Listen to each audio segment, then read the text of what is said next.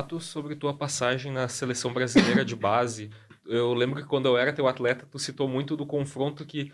Citou do Lucas Dias, que era o atleta da seleção brasileira, mas citou muito do embate que ele tinha com outro grande pivô, que era uma seleção rival da brasileira, que era a seleção argentina. Tu citou, citava muito do Gabriel Deck, hoje pivô do Real Madrid, né, multicampeão na Europa, já com passagem da NBA também.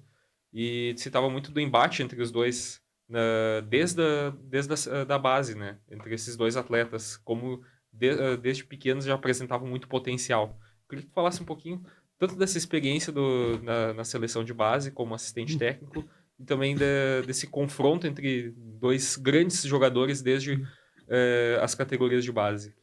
A primeira minha ida para a seleção brasileira, ela veio depois de uma que eu fui técnico da seleção gaúcha. E nós, surpreendentemente, ficamos em terceiro lugar do Brasil.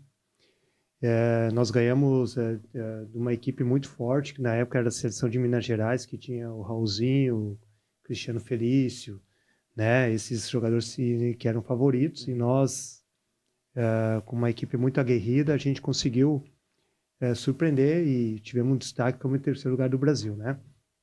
E quase fomos para a final, perdendo uma semifinal na prorrogação para o Rio de Janeiro. E depois conquistamos o terceiro lugar contra a equipe do Distrito Federal. Indo para a seleção brasileira, o Brasil, na época, vinha de uma sequência de 6 anos sem ganhar nada nas categorias de base.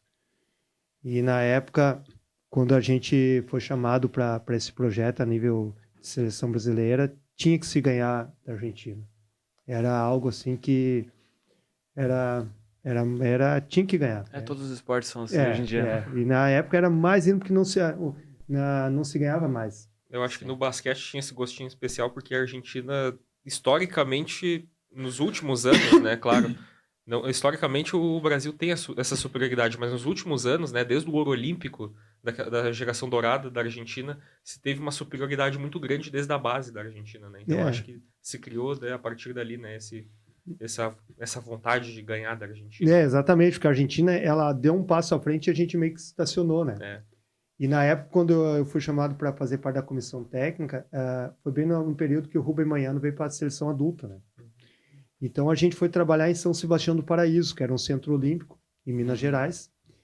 E lá nós ficamos um período lá de 6 meses, indo e vindo, né? Mas de treinamentos. E na época, um dos nossos rivais, lógico que a Argentina, era o Gabriel Deck, que era o destaque, né? E era um jogador já no nível diferenciado, tanto é que hoje, falaste muito bem, chegou na NBA, joga no Real Madrid. E a gente conseguiu no Sul-Americano ganhar 2 vezes deles, na fase classificatória e na final.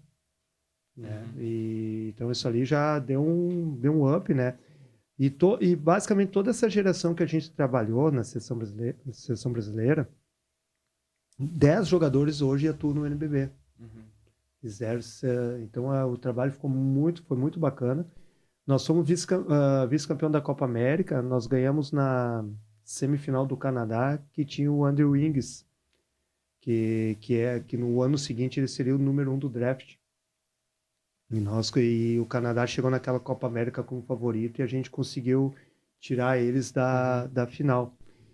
E para ter ideia, a seleção dos Estados Unidos que a gente jogou a final era Aaron Gordon, Marcus Smart, muitos jogadores que hoje estão na NBA. Então o trabalho foi muito legal, foi muito bem feito e eu aprendi muito ali, né?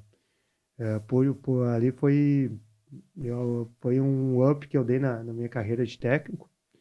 Pude conviver no alto nível, assim, muito, e eu consegui trazer muita coisa para Santa Cruz, muita coisa do nosso atleta, muito, como tu falaste, né, muita coisa eu falava para vocês, trazia vídeo, mostrava, e eu acho que ajudou muito aqui o trabalho da base que a gente fez. E foi um período muito bom que a gente teve, né?